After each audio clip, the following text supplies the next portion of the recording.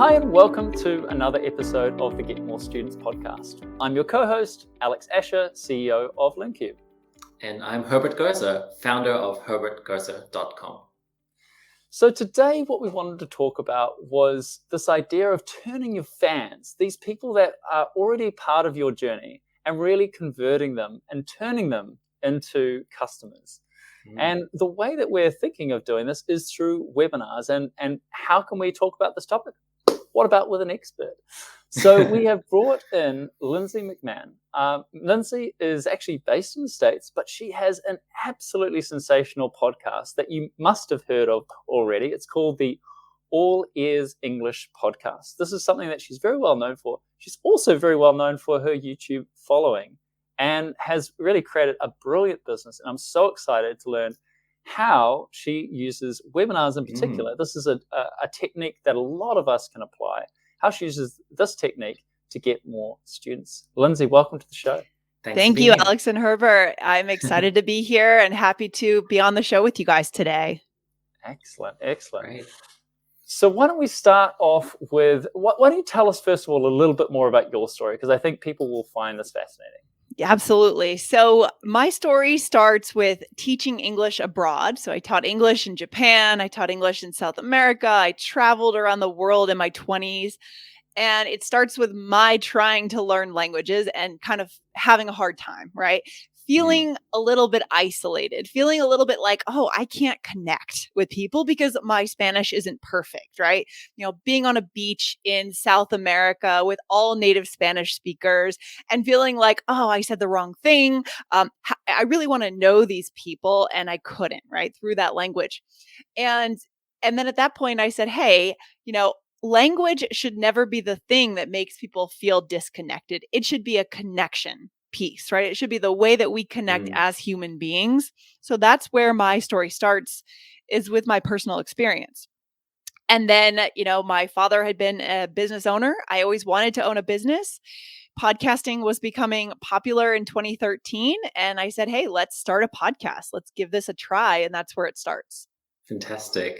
And now over 1,700 episodes. Am I right, Lindsay? Yes, it's crazy. We just keep going because we love it. Wonderful. We actually love podcasting. So that is the key, right? You have to love the way that you are marketing your business. It has to be a little bit more than marketing.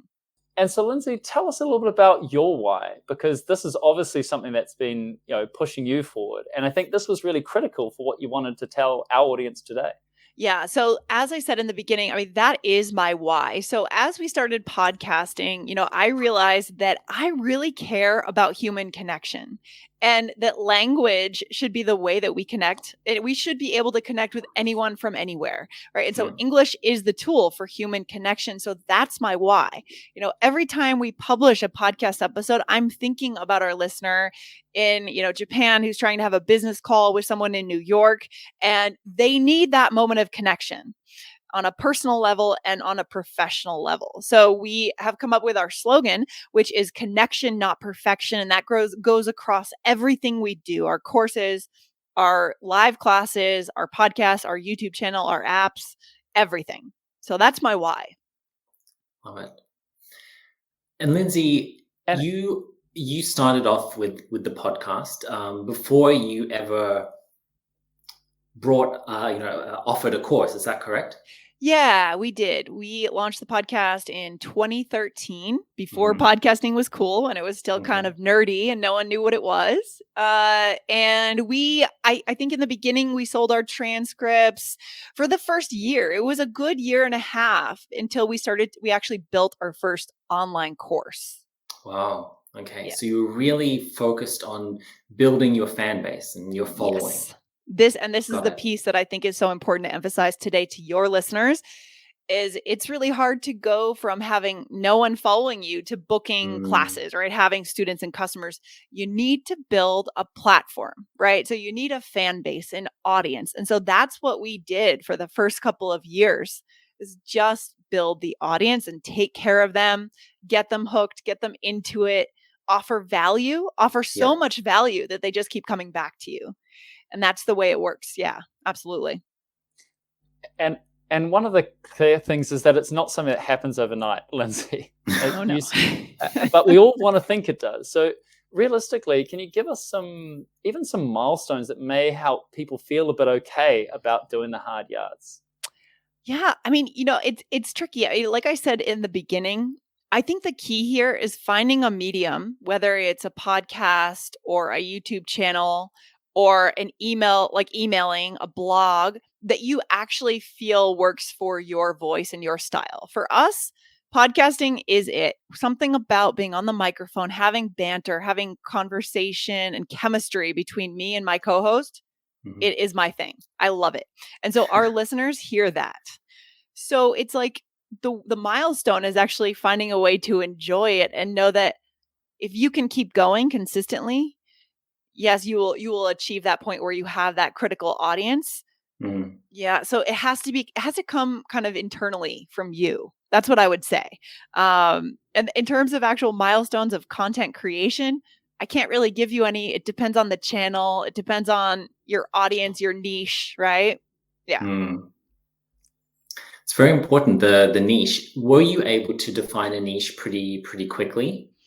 Yeah. So when we first launched, we were broad, overall English fluency. And about a year and a half in, I made my first big hire. I hired who's still with me, thankfully, Jessica Beck, who is an IELTS expert. She had been an examiner for 13 or 14 years. And so it became very clear to me when I interviewed her that we were going into IELTS right away. Got it. And that was actually a very smart move because the IELTS exam is on another level compared to fluency. Right now, it's a tough time. People are not immigrating as much. So we were dealing with the pandemic. But in general, IELTS is a very steady market. But you can't just go into IELTS if you don't know the exam, right? So she truly knows the exam. So basically, as soon as I hired her, we built an online course, our first online course, and we launched it took us about 5 months to build the course. And meanwhile, we launched our second podcast called the IELTS Energy Podcast. So we had already started building our IELTS audience base well before we launched that course. Yeah. Wow. Smart move. Thank you. You were probably a bit of ahead of your time, right, as well. So how do you feel that obviously that probably helped a little bit? And I think those that are trying to replicate may find that a little bit harder. Yeah. I mean, what do you mean by hit of my time? Like sort of. Well, I will say we were early to this game. That's what I mean. Yes. Exactly. Yeah. We were early. I mean, there weren't as many podcasts in Apple Podcasts and Spotify. I don't think Spotify was even in podcasting at that time. So there was some advantage, and that got us ahead. Yes. But we continued on a very consistent basis. So for All Ears English, we do 4 episodes a week. That has never changed. Wow. We've never missed a single episode since 2013. So amazing. It's good to be ahead and start early, but then there are things you have to do to continue, right? To hold that out. Yeah. Consistency is huge. Consistency is trust. Your audience trusts you because you say you're going to show up for them. So we take that very seriously. I think everyone should just take that little moment just to understand what you just said there. It's just write that down. Yeah. Fantastic point. So then so this is an amazing sort of experience that you've got behind you. How does this then lead to what we're going to be talking about today, which is on webinars? Now, did you want to take us back a little bit in terms of, are there any clarifying questions or anything you want to talk about around that why aspect? Because I think you nailed it in a couple of areas, and I'll try and paraphrase what I heard, is you found something that you loved talking about regardless of what time of day. It wasn't a chore. It was something where you really found your voice. And so whenever you came to that show, you're always on fire, which everyone would love. And it's totally, that draws people and draws energy. And then the other thing I learned from you there was how you found your medium, which was podcasting for you. And that was your jam. And that's the thing that you really spent your time. I've probably missed a few things, but are there any other kind of like practical elements that you feel that our audience should kind of take as kind of questions or think about? Yeah.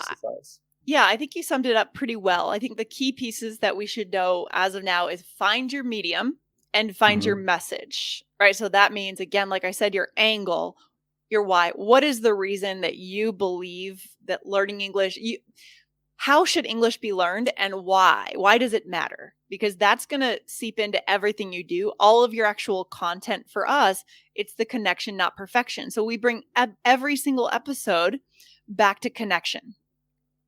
And then you're not staying on that technical level, right? Where it's just about the grammar. It's about being a human being in the world and wanting to be connected, right?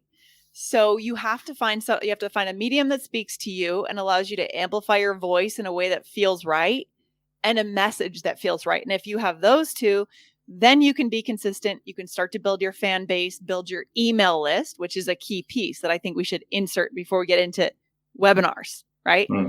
Email list. So we have the vision, we have the medium, we have to start collecting emails. That's how we're going to get people on our webinar. Yeah. Right? Nice. Yeah. So then let's take us to that. You've got a clear idea of what you want to do and how, and you've sort of started that journey.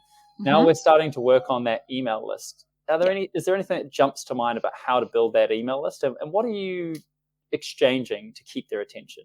Yeah. I mean, over the years, we've done so many different things. This has evolved over the years, right? It's not the same as it was in 2013, how you collect email addresses. In the beginning, we were doing simple ebooks, 100 most common phrases in English, and that still gets opt-ins. So we would set up that as an opt-in, a simple opt-in in exchange for their email. We'd send them the ebook, and that is still announced in our back episodes.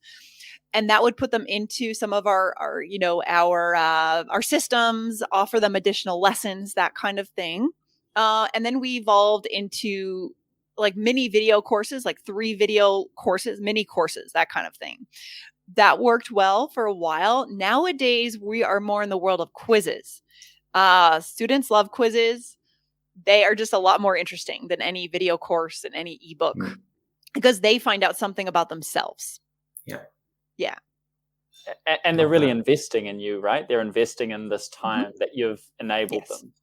Yeah. So we see that the opt-in rates there are closer to 60%, 70%, as opposed to like a 25, 30% on an ebook or a video course. So it's very clear where we should be spending our time. Fantastic. And so you're using these email newsletters, or at least those become your lead magnets. That brings people opt in. Webinar, I'm probably jumping ahead, but do webinars fit in there as a lead magnet in that same way that your quizzes do, or what's the difference there? You could do that. So, I have friends in this world that do that as the initial top of the funnel. If we're going to get into marketing here, we'll go deep. As the top of the funnel. I don't know if that's going to be as effective because you're asking them to opt in for a longer time, a longer commitment. A quiz is literally a 2-minute action. They get a result and then they're on their way. So I would recommend starting with something more simple. But I just want to clarify, when we talk about webinars, there are 2 types. There's live webinars and there's on-demand webinars. I mean, we use both. So we can talk about both, but just let me know which one you want to get into. I think the live webinars are more exciting for sure, but you need an email list, and you're going to use that email list to invite them to this webinar, whether it's a live one or an on-demand one. Is there anything else people should know about the email list before we move on to talking about these 2 different types of webinar choices? I think just keeping your opt-in pages as clean as possible, as simple, very little text. Like there's a big button there and it says, do this. And that's what they do. I think that should just be a quick, easy thing. You want to keep an eye on your conversion rates for sure and try to tweak your pages if they're not converting the way they should. I think keeping that in mind too, like we're tempted to talk about our courses a lot on the podcast, but your email list is the engine of your business. It's actually the only thing you really own, if you think about it. Even our podcast, I mean, we don't own it. Apple Podcasts, Spotify, if they decide, hey, now you have to pay $3,000 a month to publish your podcast, it's done, right? So the only thing you own is your website and your email list. So don't ever forget that. Make sure you're building your email list. You're not building your business on Facebook, right? Or on Instagram or somewhere else. It has to be on your turf. Especially these days with all these changes happening with social media platforms, you really want to own your data. Yes, 100%. So you have that list. It's expensive, yeah, to host an email list, but in the beginning, you're going to scale your business, so it's going to make sense to have that. It's super valuable to have that email list. Yeah.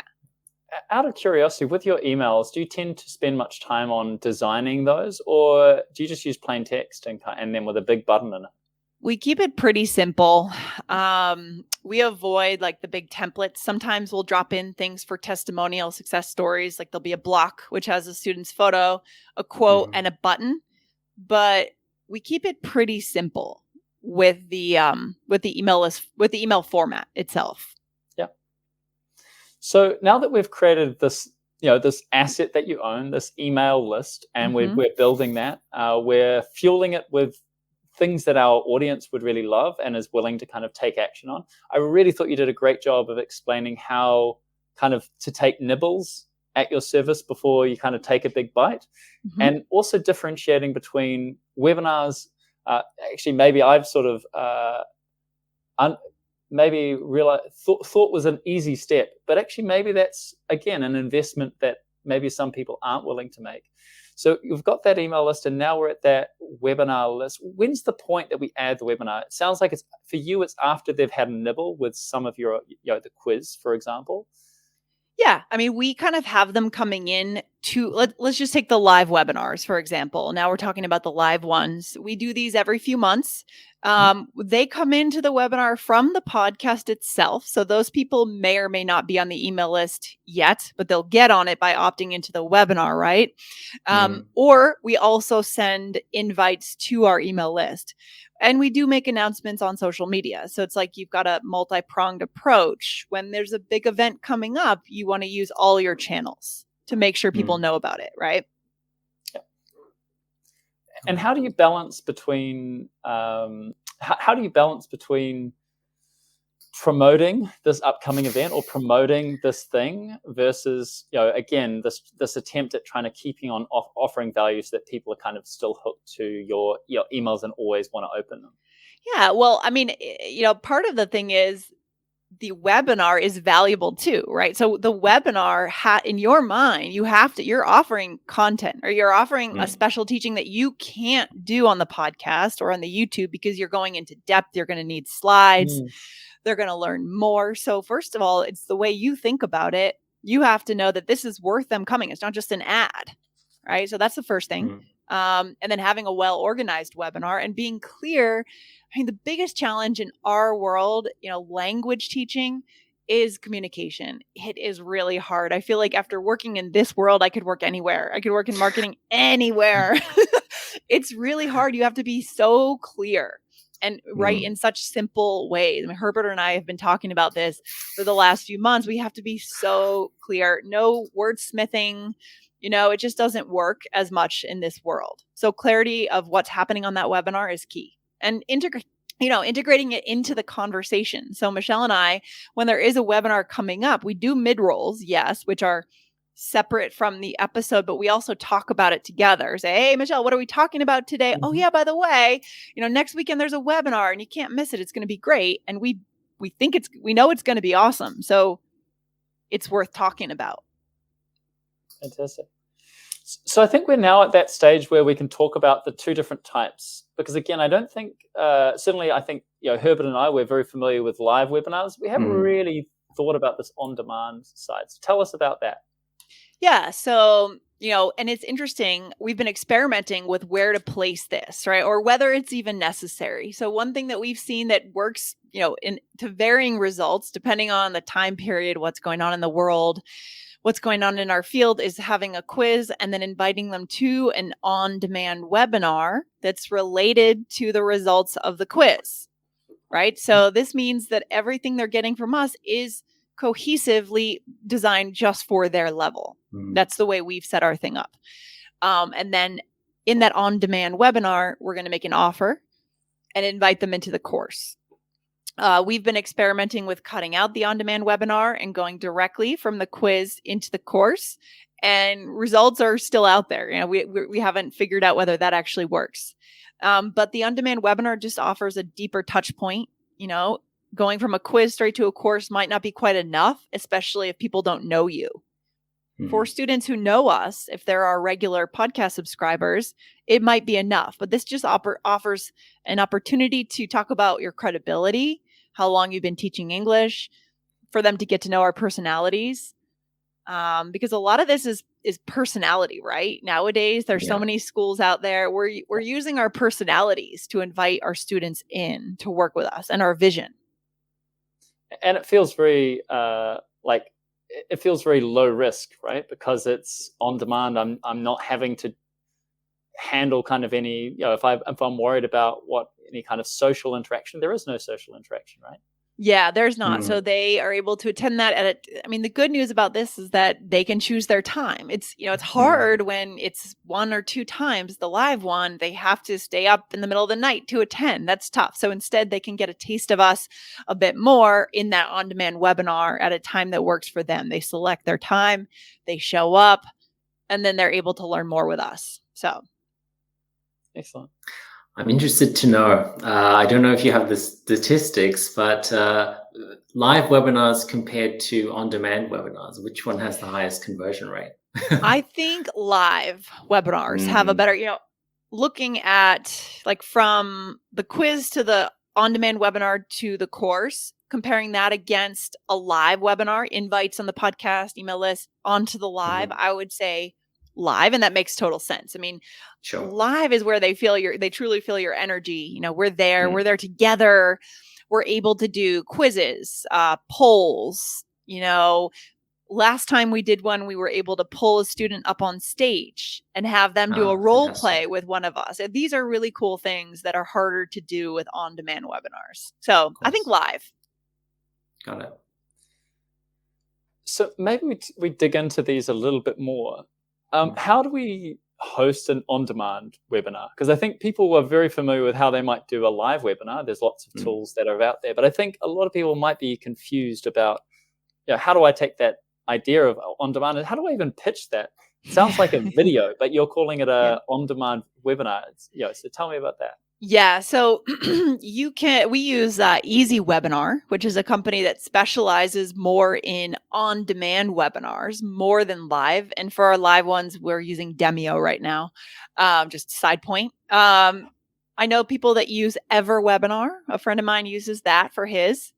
So what this does is it provides a way for them to ask questions in the chat box, and our team can respond not immediately, but in email within the next 24 hours or so. So we do see the questions and we're able to get back to them. It's just not literally at that moment, right? Okay. This allows you to set it up so that they can choose a time and invites will be automatically sent out to them right before their webinar is going live, right? So it's kind of a fun, more in the moment, hey, it's happening now, show up, rather than just a video, right? So it's a slightly different nuance, a different feeling in terms of how it's working on their end. So I mean, it sounds more valuable as well, right? An on-demand webinar versus like a video. So I think there's a different weighting on the perceived value there.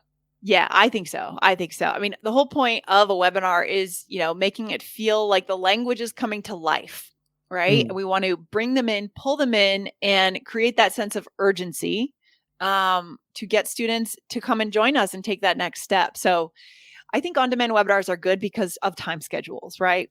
Our students are all over the world and we cannot possibly serve them all at the same time. So this is our solution for that. Makes sense.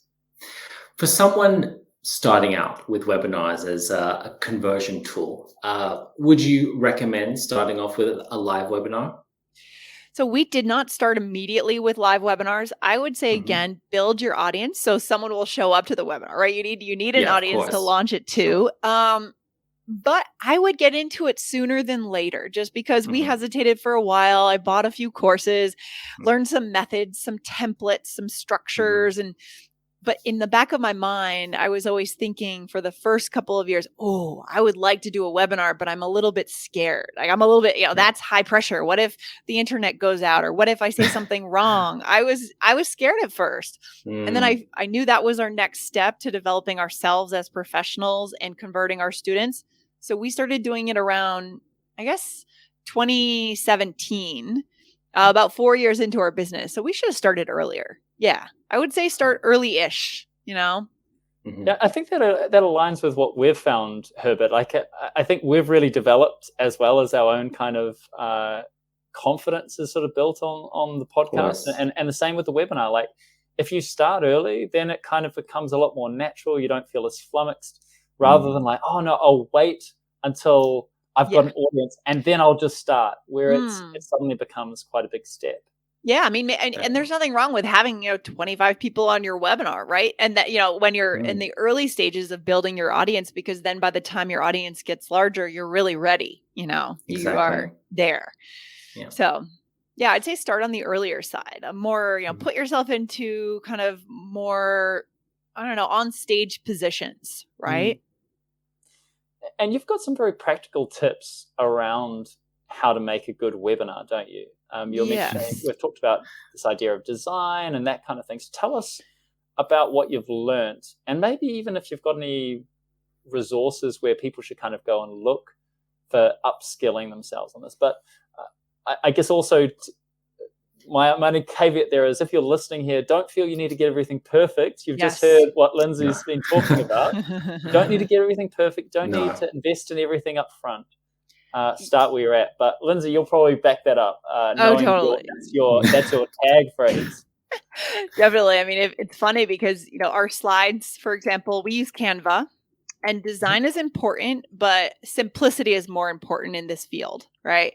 So not having a slide with a ton of text. But it's funny that you said that, because, our slides have evolved and we think we've made them better over the years. But sometimes when we go back to our original slides, those webinars converted better, right? So I don't know, Herbert and I talk about this all the time, like the irony of what converts better. It's just crazy. It's crazy when sometimes there is no sense to it.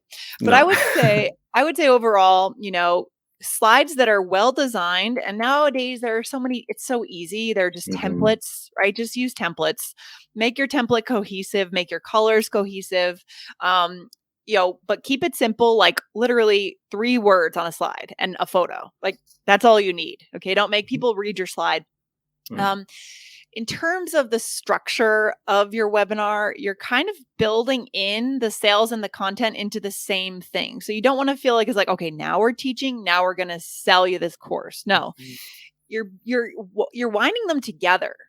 So one thing we like to do is we actually tell personal stories, and we bring out photos of ourselves learning languages in our 20s and our, whatever, traveling in Europe. And we tie that into our vision, our method, the connection method, to show why we need to learn language with real English. Like why, we know the right way to do it because we've done it in our lives, right? So and that is sales, but it's also content, and it's also interesting. So don't make it disjointed. Like, try to blend it all together. I'm not sure if that's clear. I think that was brilliantly said. So we've definitely got some tips on the design and the kind of format. And I think interweaving your story and sales into the same piece of content. Yeah. How else do you think you use the structure? Like, and maybe also giving some ideas on what might be a basic kind of technique, and maybe kind of moving up the chain to some other kind of more advanced ones. Because if you're starting out, you don't want to be kind of messing with buttons and going through all sorts of things you're not very familiar with. You want to slowly kind of build that confidence up in those techniques. So can you give me some examples of some techniques you use that, again, might sort of fit that beginner, maybe intermediate, basic kind of idea? Yeah. Do you mean in terms of like the content we're putting on the slides, or tactics we're using during the webinar? Oh, I like both of those. Okay. So in terms of the content, one thing I like to do, and this is so important. So students who are on your webinar, they have to feel that you understand them. I mean, this is true in any kind of marketing, but especially in a live webinar, when you're going to invite them into your course at the end. We like to do a series of slides. This is one piece of our system, right? We have multiple steps to each webinar. One of our steps is a series of 3 or 4 slides that says, do you feel overwhelmed? We say something like, when you type learn English into Google, you get 5 billion results. How does that, how do you feel? And then we ask them, the goal is for them to say, yeah, oh my gosh, yes. Oh my gosh, yes, they understand me. This is right. This is me. And that should happen early in the webinar so that they settle in and they know, okay, I'm in the right place. I'm going to choose you instead of TV or going out or another browser, reading the New York Times. I'm going to choose you for the next half hour. So that's a tactic in the actual content. And then, as I said earlier, we've been experimenting lately with polls.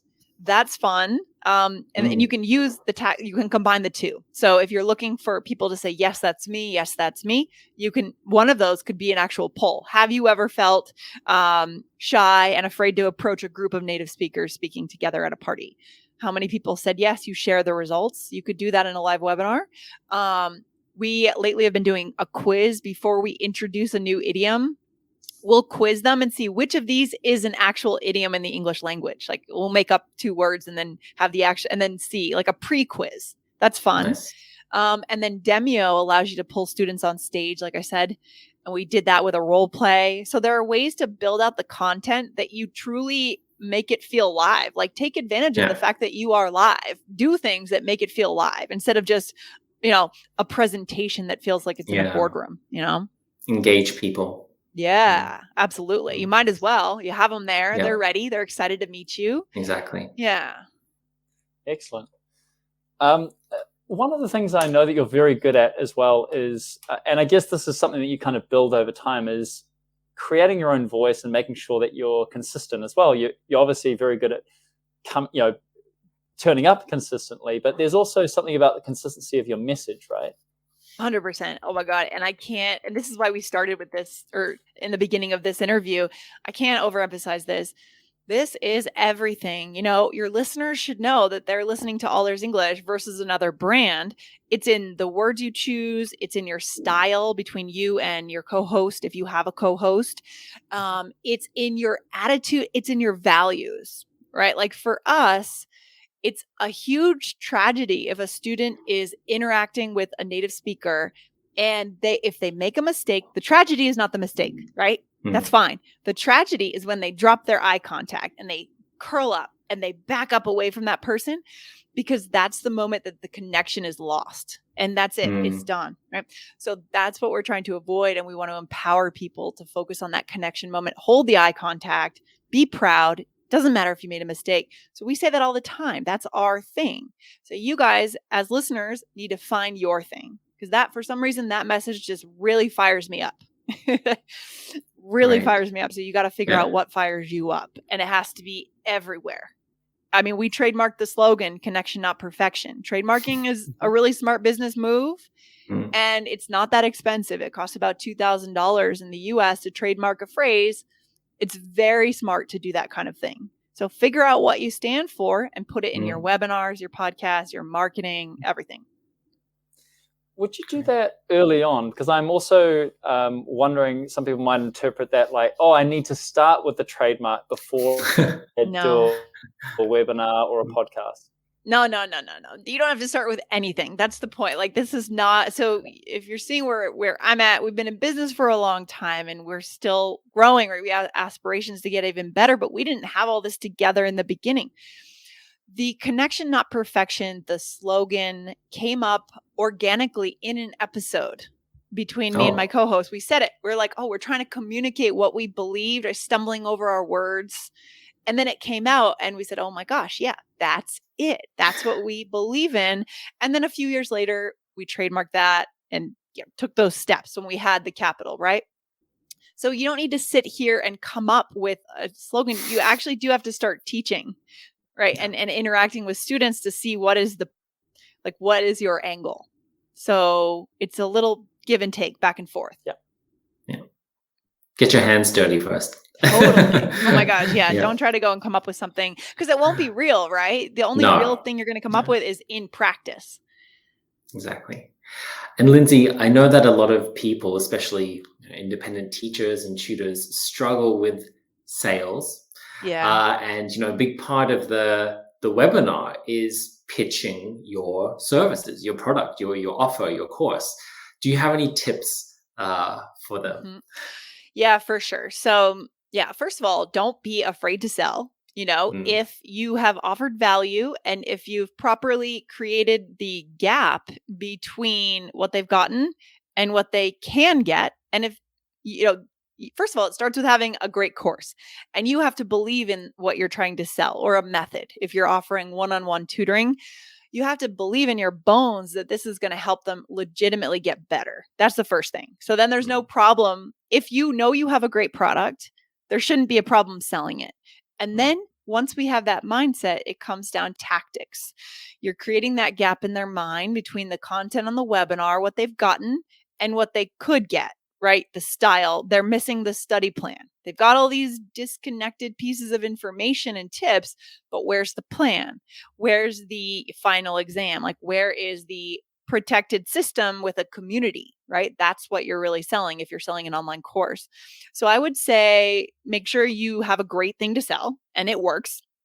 You'll hire good people to build these courses for you, or build it. Like, make sure you know what you're doing. And then you do need some urgency, right? Like, people don't take action if they don't have urgency. So we make special offers on our webinars that are really great offers. They're saving money off the price and they're getting a bonus, and it's only available within 1 hour of the webinar ending. Then it's gone. Like, legitimately, the price goes up. They can no longer have access to that checkout page. So that's how we do it. Other people have done, like, there's only a room for 25 people in this course because it's a new course, that kind of thing. But you do need urgency in some form. Yeah, I agree. Yeah. Urgency or scarcity.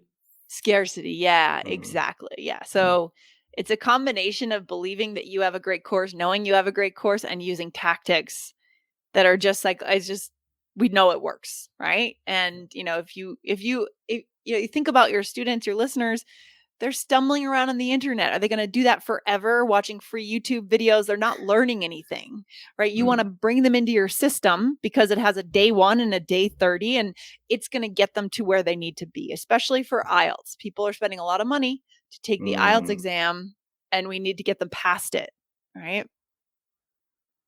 Fantastic. Well, this has been an amazing conversation, Lindsay. We do want to respect your time. So I think this is a perfect time to wrap up, Alex. Absolutely. So why don't we hear a little bit about how people can follow you, Lindsay, and see your exceptional skills in action? Where would they find out about maybe your podcast, starting with that? Sure. So guys, you can check out our podcast, the All Ears English podcast. So if you are already listening to this podcast, then you are a podcast listener. Just go into wherever you listen, whether it's Apple Podcasts, Spotify, whatever, and type in All Ears English podcast. You'll find the yellow. Subscribe to us, have your students listen to our show. It's a great free resource. If you want to design lessons around the podcast, it's a fantastic way to get really, really solid material. That's the best way to find us. We're also at allearsenglish.com on the web. Wonderful. Fantastic. Herbert, where will people find you? At our website, herbertgerzer.com. Fantastic. And if you're interested in an all-in-one solution for your language or tutoring business, you can check out LearnCube at www.learncube.com. But more exciting as well, between Herbert and I, we also have the Get More Students community now. It's at www.getmorestudents.org. Really, it's free to sign up. And what we're trying to do is help you with your marketing, because we know that in order to get your business off the ground and even use a technology like LearnCube, you actually need to get your business going and get more students. So we really hope that we can inspire you with ideas and practical information. So join that now, and also subscribe today. Cheers. Thank you. Thanks all. Thank you. Bye. Bye.